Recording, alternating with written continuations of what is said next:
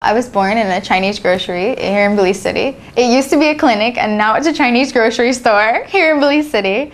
My dad's a pastor. My mom, she decorates cakes and works with kids in the village where I grew up. I grew up in Roaring Creek, right on a corner. My best friends lived right next door to us. We'd eat guana and catch lizards, and we had dogs coming out the wazoo, and we had a plum tree in the backyard, and I had a pretty average Roaring Creek life.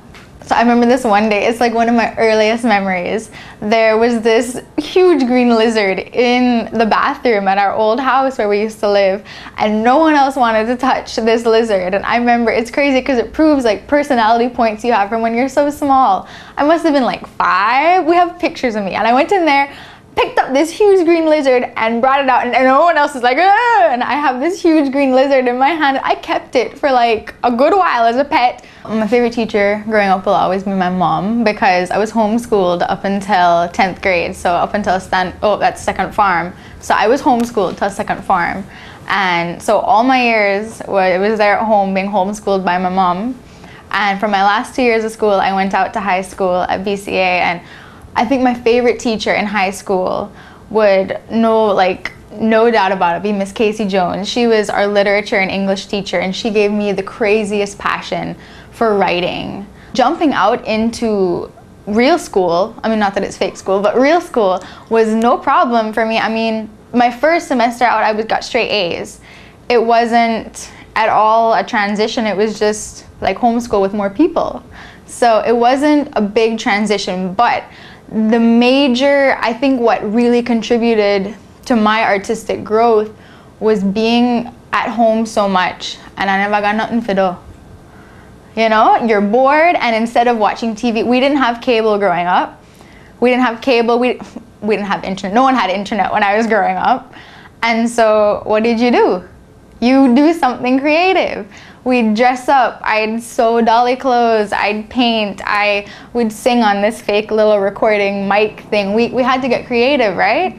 And so all that extra time that you have, like you're at home all day, every day. It's not like you're out at school and you want to come home and relax and watch TV. I'm at home all day, every day in school. I want to get out and do something exciting at the end of the day. So I had that extra need to do something creative. So growing up, I mean, we didn't have a lot of extra cash or anything. I mean, it's not like we could send me to a ballet school, but I love dance. I love the performance aspect of it, you know? And so what I did growing up is I worked at the dance studio to pay off my fees. So what I'd do is, I mean, I was an assistant from when I was like 11, like 10, 11. I helped assisting in the little kids' classes to help pay for my fees. And by the time I was 12, I was teaching, like fully teaching kids classes. And then the people at the dance studio, a whole drama blew up. There was craziness, pregnancy, murder, all this craziness happened, and they left and went back to the States. And we were all just kind of like left hanging. I was like, okay, this was the career that I'd wanted, and it's gone, you know? I'm not a big fashion kind of person, but I like to sew. I like to paint and sew, and I liked art. So I'd paint and I'd sew my own clothes. And being from a not so rich family is kind of why I started sewing my own clothes. I mean, we didn't have a lot of money to go out and buy cool clothes, but I liked to look cool because I wanted to be cool with my friends. So I'd sew my own clothes, and that I think is kind of what got me my start into what I'm supposed to be doing. I remember this day, me and this girl I danced with for years, Lindsay, her and I were sitting on her bed. We'd had a sleepover, and we were sitting on her bed talking, and we started talking about like girls we knew that looked like models, right? And you're like, oh, this girl looks like a model. Oh, this girl in our class could totally be a model. And Lindsay's like, you sew good, you design. Why don't you have a fashion show? I had time on my hands, and I was sewing and doing lots of sewing, and I decided, hey, you know what? Can I try this? So we did it. And I put like every piece I'd ever made, like pieces for myself, pieces I made for friends, everything, all together, and had my first like mini fashion show. We got like 250 people, and it was pretty big success for a 16-year-old.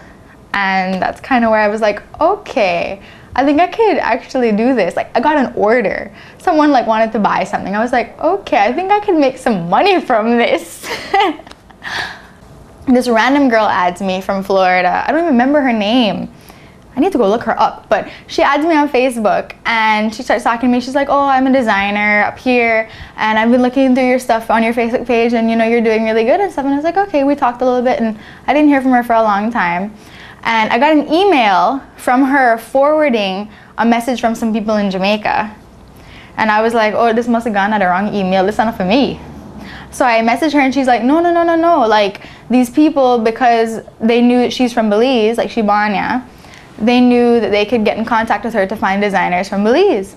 So she's like, I'm gonna know you, so that you are a call. So I read the email and they're looking for a casting call for designers from around the Caribbean for this TV show. And we get into it and I'm doing good first week. I'm doing good second week. I come out on top a few times. Everyone's like crying and having a rough time and I'm just like chilling out having fun. And I'm like, okay, wait a second. Like, I'm doing good here. Like, I didn't think I was gonna do good. I was like, these people are really good. And I was doing good. That was crazy for me. That was crazy. If I would have grown up in New York or Vancouver or Toronto, I would have been just like every other kid that grows up in Toronto or Vancouver or New York.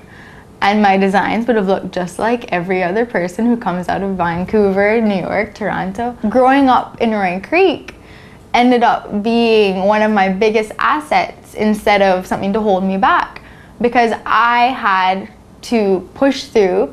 I had to create things to do for myself and I didn't have anyone else to copy. I didn't have Vera Wang to be like, I want to be just like you. I didn't know what I want to be. But I guess God already had that plan and he knew what I was supposed to be. So he didn't need me to have some big role model to go follow and copy their every move. He had already put that in me and that walked itself out regardless of where I was born. I look into the window of my mind. Reflections of the fears I know.